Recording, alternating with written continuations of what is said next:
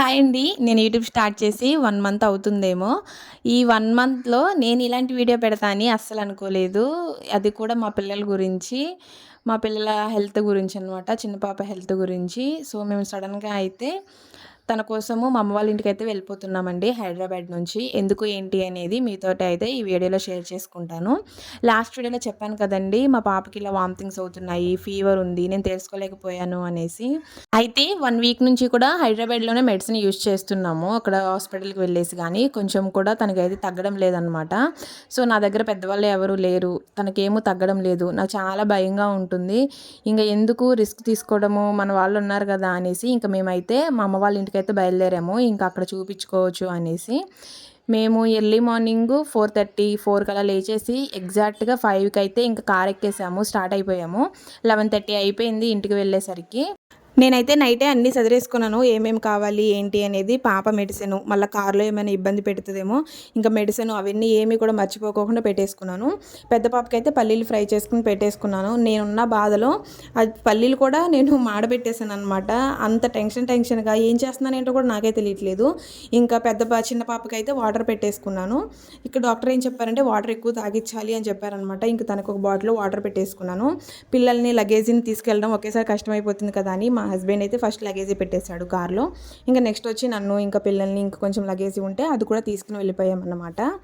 మా పాప మార్నింగ్ లేచినప్పుడు కూడా కొంచెం డల్‌గానే ఉంది. లైట్‌గా ఫీవర్ ఉందనమాట. నేనేమనుకున్నా అంటే మామూలుగా పడుకొని లేచింది కదా! అందుకే ఫీవర్ ఉందేమోలే అనేసి నేను ఫీవర్ సిరప్ వేయలేదు. తను బానే నవ్వుతుంది. మేము మాట్లాడిస్తుంటే అనేసి ఫీవర్ సిరప్ వేయలేదు.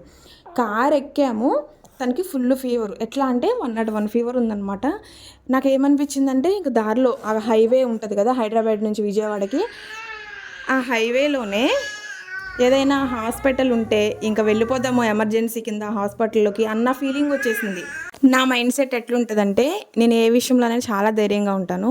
బట్ నా పిల్లలిద్దరి విషయంలో మాత్రము అసలు నాకు కొంచెం కూడా ధైర్యం అనేది ఉండదు. వాళ్ళు నవ్వితే నేను నవ్వుతా. ఇంకా వాళ్ళు ఏడ్చారంటే మాత్రము ఏ విషయంలోనైనా సరే నాకు ఫస్ట్ కళ్ళంట నీళ్ళొచ్చేస్తాయి ఇంకా. అలాంటిది మా చిన్న పాపకి ఇంకా అస్సలు 1 వీక్ నుంచి ఫీవర్ అంటే 7 మంత్స్ బేబీకి ఒకసారి చూడండి ఎట్లుంటదంటే మా పరిస్థితి ఇంకా అట్లుందనమాట. ఇంక కారులో అంత ఫీవర్ వచ్చేసరికి నాకేం చేయాలో తెలియలేదు. ఇక మా ఆయనకి చెప్తే అసలు మా ఆయన ఎట్లా అంటే పాజిటివ్ మైండ్. చాలా ధైర్యం ఎక్కువ తనకి. నాకేమో అట్లా కాదు. ఇప్పుడు నేను తనకు చెప్పాననుకో ఏం కాదు సిరప్ ఎయ్యి అని సింపుల్‌గా అంటాడు. నాకేంటి ఇంక ఎమర్జెన్సీ కింద ఏదో ఒక హాస్పిటల్ కనిపిస్తే తీసుకొని వెళ్ళిపోదాంరా బాబు, నేను ఈ టెన్షన్ భరించలేను అనే ఫీలింగ్‌తో నేనున్నా. బై గాడ్ గ్రేస్ సిరప్ వేసిన ఒక హాఫ్ అన్ అవర్‌కి పాప అయితే కూల్ అయిపోయింది. అంటే పాప బాడీ మొత్తం కూడా కూల్ అయిపోయిందనమాట. ఫీవర్ ఏం లేదు. నార్మల్‌గా వచ్చేసింది. ఇంక నేను కొంచెం నార్మల్ అయిపోయి పడుకుని పోయానండి. అస్సలు కార్‌లో వీడియో తీసుకోవాలి అనిపించలేదు. హైదరాబాద్ నుంచి మా ఇంటికొచ్చిన తర్వాత అయితే పాపని నేను, మా అమ్మ తీసుకుని అయితే హాస్పిటల్‌కి అయితే వెళ్ళామండి. బస్సులో వెళ్ళాము. మా హస్బెండ్ మమ్మల్ని డ్రాప్ చేసి వాళ్ళ ఇంటికైతే వెళ్ళిపోయాడనమాట.